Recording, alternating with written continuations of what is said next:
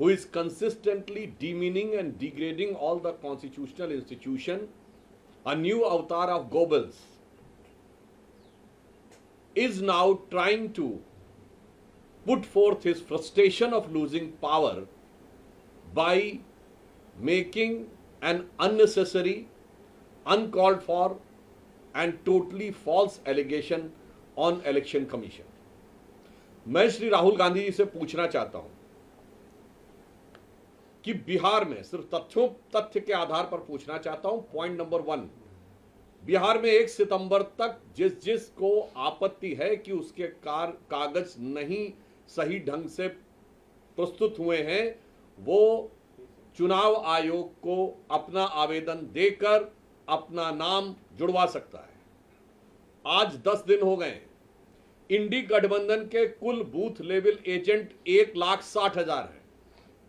आप 62 लाख को अगर डिवाइड करिए 10 से तो 6,20,000 आता है, और 6,20,000 को 1,60,000 से डिवाइड करिए तो 4.5 के लगभग आता है। यानी केवल 4 से 5 वोटरों का वेरिफिकेशन यदि एक दिन में इंडी गठबंधन के एक बूथ लेवल एजेंट ने किया होता तो अब तक सब कुछ साफ हो गया होता। यह है झूठ की इमारत पर खड़ा हुआ मिथ्या आरोप। आप औपचारिक रूप से कोई चीज वेरीफाई नहीं कर रहे हैं, न चुनाव आयोग को तकनीकी दृष्टि से जो संवैधानिक रिक्वायरमेंट है उस चीज को करने का वो नहीं कर रहे हैं, और आकर प्रचार कर रहे हैं। वो बेंगलोर सेंट्रल की सीट के बारे में बात कर रहे हैं, तो मैं पूछना चाहता हूं वो 1 लाख उनके पास आए कहां से अगर चुनाव आयोग का डाटा नहीं था? दूसरा, उन्होंने किसको जारी किया है वो 1 लाख लोगों की सूची? क्या मीडिया को जारी किया है? क्या जनता को जारी किया है? क्या सांसदों को जारी किया है, या चुनाव आयोग को दिया है? दूसरा, मैं कांग्रेस पार्टी और इंडी गठबंधन में पूछना चाहता हूं, श्री राहुल गांधी जी, आप एक ही कॉन्स्टिट्यूएंसी में इतने सिलेक्टिव कैसे हो जाते हैं? उसी बेंगलोर सेंट्रल कॉन्स्टिट्यूएंसी में आप वो विधानसभा दिखा रहे हैं जहां बीजेपी ने लीड किया है, 2 विधानसभाएं चामराजपेट और शिवाजी नगर, जहां कांग्रेस को 60% से अधिक वोट मिला है, वहां पर बढ़े हुए मतदाता क्यों नजर नहीं आ रहे? क्योंकि वहां एक विशेष वर्ग की संख्या अधिक है, माइनॉरिटी डोमिनेंस है, या फिर आपको इस विषय में पता ही नहीं है?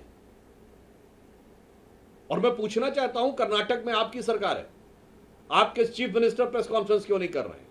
डिप्टी सीएम प्रेस कॉन्फ्रेंस क्यों नहीं कर रहे हैं? यदि आप ये चाहते हैं कि सरकार के द्वारा नहीं हो, यद्यपि आप स्वयं नेता प्रतिपक्ष के रूप में कैबिनेट मंत्री का दर्जा पात्र हैं, यानी आप स्वयं सरकार की दृष्टि से सरकार के एक हिस्से हैं, क्योंकि आप कई कमेटीज में भी हैं, परंतु पार्टी से कराना हो तो पार्टी का प्रदेश अध्यक्ष क्यों नहीं कर रहा है?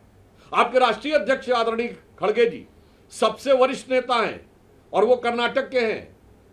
शायद इसलिए वो नहीं कर रहे हैं कि उन्हें हकीकत पता है, और या फिर राहुल गांधी जी ये साबित करना चाहते हैं कि कर्नाटक राज्य के संदर्भ में ही उन्हीं की पार्टी के सीएम, डिप्टी सीएम, प्रदेश अध्यक्ष और राष्ट्रीय अध्यक्ष से ज्यादा ये राहुल गांधी जी को पता है, या ये उनके लिए निरंतर लॉन्च होने वाली, जैसे भारत ने एक बार में 100 सैटेलाइट लॉन्च करके एक दिन में रिकॉर्ड बनाया था, पर राहुल गांधी जी के निरंतर असफल लॉन्चिंग के प्रयास में किए जाने वाली छटपटाहट का ये एक और प्रयास मात्र है।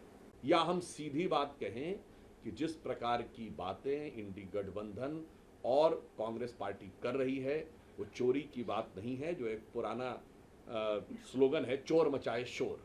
वास्तविक अर्थों में आज विदेशी भारत विरोधी शक्तियों के साथ हॉबनॉबिंग के शक के दायरे में तो कांग्रेस और इंडी गठबंधन के लोग पहले से ही थे। विदेश में जाकर भारत विरोधी एनजीओज और भारत विरोधी नेताओं से मिलने के प्रमाण तो राहुल गांधी जी के पहले से ही थे। 6 मार्च 2023 को सीधे विदेश के भारत में हस्तक्षेप की गुहार लगाते हुए आप पहले देखे जा चुके हैं। अब विदेशी घुसपैठियों के द्वारा भारत के लोकतंत्र पर डाका डालने का यह प्रयास इंडी गठबंधन के द्वारा किया जा रहा है। देश को बहुत सचेत और सावधान रहने की आवश्यकता है। और एक बिंदु मैं और कहना चाहूंगा, राहुल गांधी जी लगातार, और कांग्रेस पार्टी और इंडी गठबंधन, क्योंकि मैं मानता हूं राहुल गांधी जी एक व्यक्ति नहीं है, ये एक विचार है, और ये कुछ ऐसी शक्तियों के हाथ के हथियार हैं जो शायद राहुल गांधी खुद भी समझ पाते हैं, नहीं मुझे आइडिया नहीं।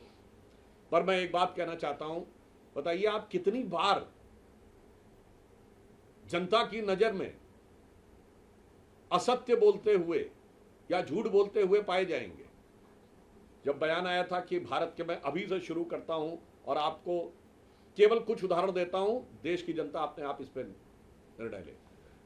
अभी भारत के एयरफोर्स चीफ ने कहा कि हमने 6 विमान गिराए थे। ये क्या बोले थे कि भारत के कितने विमान गिरे? आज साबित हो गया एयरफोर्स चीफ के बाद, यह इस मामले में झूठे साबित हुए। पॉइंट नंबर 2, भारत के साथ अमेरिका की जो डील हुई, इन्होंने कहा था कि अमेरिकी राष्ट्रपति का बयान सही है, तो इसका मतलब वो सो कॉल्ड युद्ध विराम, जो युद्ध विराम कभी नहीं था, वो किस लिए हुआ था? क्योंकि ट्रेड डील हुई थी। अब तो साबित हो गया कि डील नहीं हुई थी यहां पे पुनः। और ये भ्रम, असत्य और झूठ की इतनी लंबी श्रृंखला है। मैं लोगों को याद दिला देना चाहता हूं कि अगर जनता को थोड़ी सी विस्मृत हो गई हो तो वो इनका कैरेक्टर देख लें। इन्होंने राफाल को लेकर झूठ बोला था, राफाल को लेकर हुए नारे को लेकर सुप्रीम कोर्ट के जजमेंट पे झूठ बोला, वो साबित हुआ। इन्होंने कहा था LIC बर्बाद हो गया। LIC को पिछले साल 44,000 करोड़ का फायदा हुआ है।